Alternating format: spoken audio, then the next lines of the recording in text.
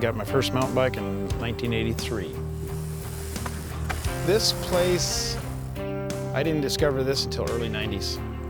It's really unique. It's got a little of everything. Some rocks, it's got a few jumps. And it's true single track.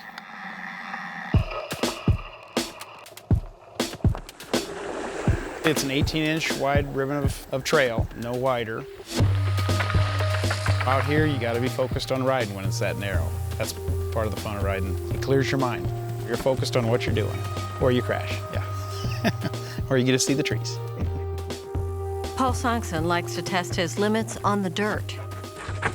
That's partially why we do it. We like the adrenaline of pushing it a little bit. I know every route, every rock, you know, but that's what's unique about this place. I don't get bored. I ride it probably 3 times a week, 175 days a year. Okay, mountain biking in Nebraska might sound like an oxymoron. When I'm traveling and mountain biking, they ask me where I'm from. I say Nebraska, and that's first thing they say, there's mountains there? And I'm like, well, they're big hills. But when they actually come here, somebody that's from out of town, they're kind of shocked that we have some good riding around here, technical riding.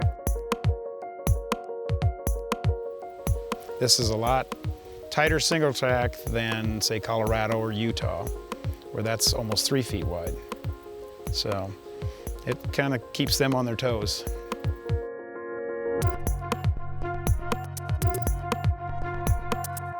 They're not used to the trail being that tight and the trees being that close to you. It's an equalizer. We call it mountain biking because that's the type of bike we're using. A road bike has the skinny, slick tires.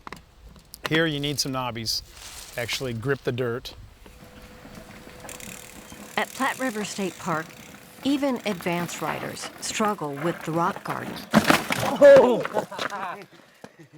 All right. Dang it, I said third time's the charm.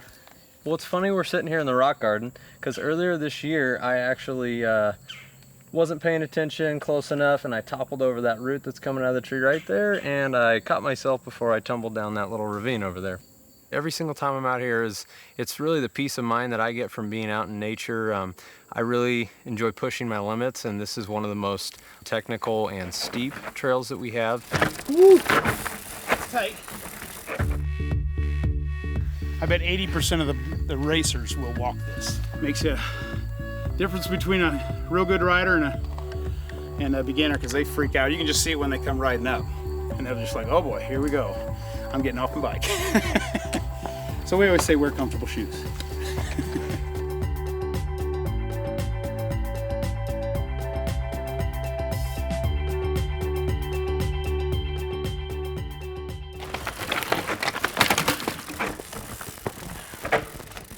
Doing a line that I've never done before.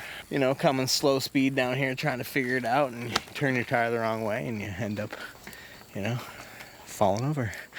It's just part of riding. There's 2 different kind of wrecks really. There's the high speed ones, and then there's the ones that usually happen in a spot like this where you're just rolling slowly over a rock and too late to do anything. That could work. Yeah, I've ridden this, I'd say 1,000 times in my life, and I still wreck on it. Yeah, it never stops. Nice, there you go. That's not if, it's when. All of us have crashed. Every one of us, there's nobody that goes, oh, I've never crashed. Well, they haven't really ridden as hard as they could.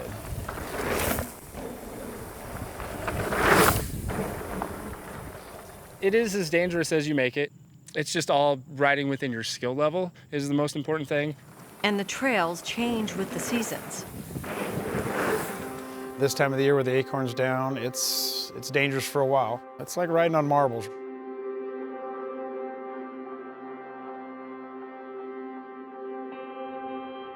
And then you get into the fall with the leaves, they get slick and a little bit of moisture. They're like butter.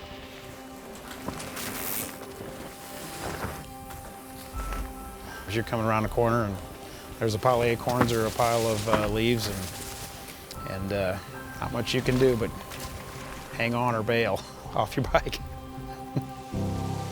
And there are other favorite spots. It's a pretty area to go down to that waterfall. It's only about 4 feet tall. But when it freezes, it's 50, 60 feet wide. So it's pretty cool.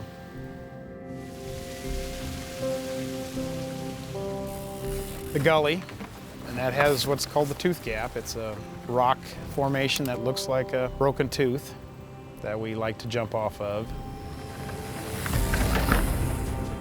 Butch's jump, because Butch built the jump and then broke his arm after he jumped it.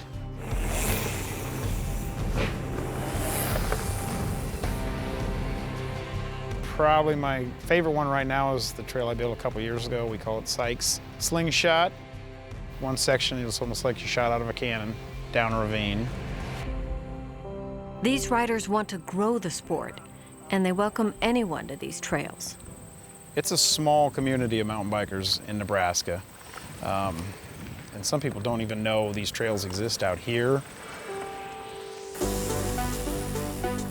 I do a Wednesday night ride. Anybody can come out, beginner or whatnot, and we will stay with them while they ride. Everybody's pretty friendly. You know, if I've got a beginner out here or somebody that doesn't know the trail, Nice. all of us will show them around. Oh, you got a little tail whip. And thanks to a federal grant, the trails at the park are expanding for riders at all levels. They want to appeal to the mountain biker that might be traveling through here. They hope to make Platte River like a destination stop in between Chicago and Denver. You know, from the plans that I saw, I'm excited about the progressive features. Yep. You know, and putting stuff out here that people back in Omaha and surrounding areas don't see. Right. Roxanne Fagan is a racer who uses these trails to practice for competitions across the country. So they're called the tooth gap because somebody lost their tooth. I've been racing mountain bikes for maybe 15 years, but I've been in mountain biking for close to 20. She's the women's national marathon champion in her age group and teaches new riders how to navigate the trails safely.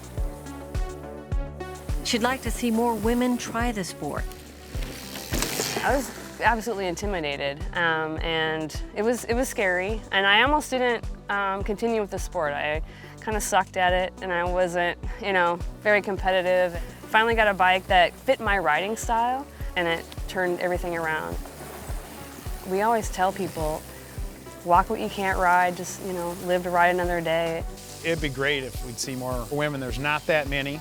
It's a male-dominated sport, but that's why we do these group rides to get people out here. For Fagan, it's been life-changing.